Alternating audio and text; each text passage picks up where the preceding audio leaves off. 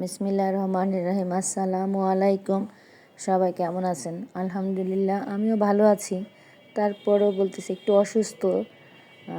একটু রান্না করতে গিয়ে একটু মুখটা পুড়ে গেছে, হাতটা আর গলাটা একটু তেল ছিটে বেশ ভালোই পুড়ে গেছে। তাই শরীরটাও খুব খারাপ, তার মধ্যে জ্বরও মানে একটা ভাব চলে আসছে গায়ে পোড়াটার যন্ত্রণায়। তার জন্য হালকা পাতলা মা ছেলে দুজনের খাবারের জন্য একটু রান্না করতেছি সবজি দিয়ে খুদের ভাত।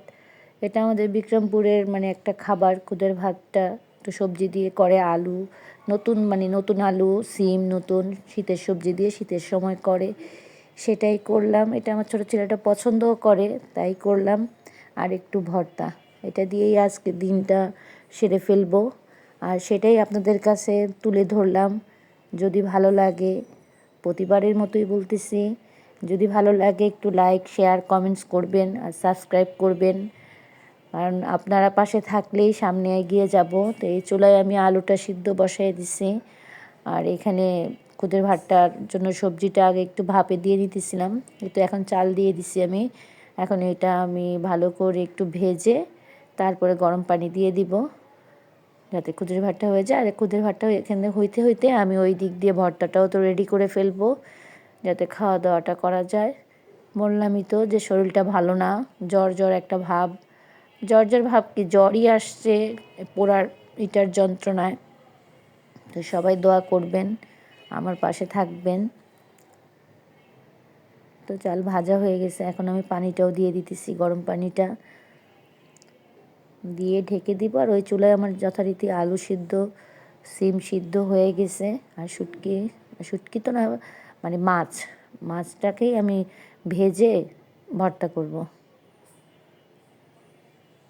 হয়তো অনেকে খেয়েছেন টাকি মাছের ভর্তা, সেই টাকি মাছের ভর্তাটাই করব।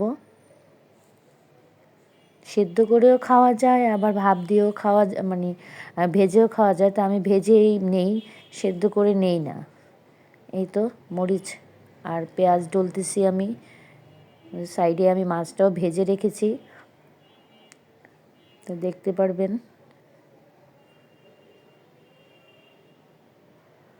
পোড়া যন্ত্রণা কী জিনিস সেটা দ্বিতীয়বার মানে এখন আমি সহ্য করতেছি। একবার 2013-তে আমার হাত পুড়ে গিয়েছিল অনেকখানি, আর এবার পুড়ে গেল আমার মানে মুখের একটু পাশ আর গলা, আর মানে গলার নিচে বেশ খানিকটাই পুড়ে গেছে। কাপড় পরাটাই এখন কষ্ট হয়ে যাচ্ছে, এমনিতে শীতের দিন, তার মধ্যে আবার মানে এই পোড়াটা।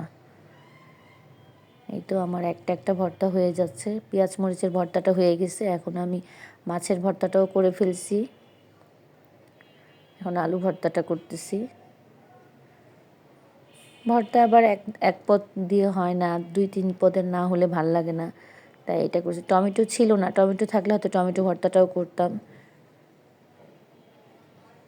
এই তো আমার 4 পদের ভর্তা হয়ে গেছে, আর এখন এটা দিয়ে আমি খাওয়া শুরু করব।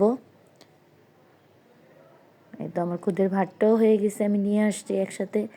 এখন প্লেটে বেড়ে আমি খাওয়া শুরু করব, আপনারা দেখতে থাকেন।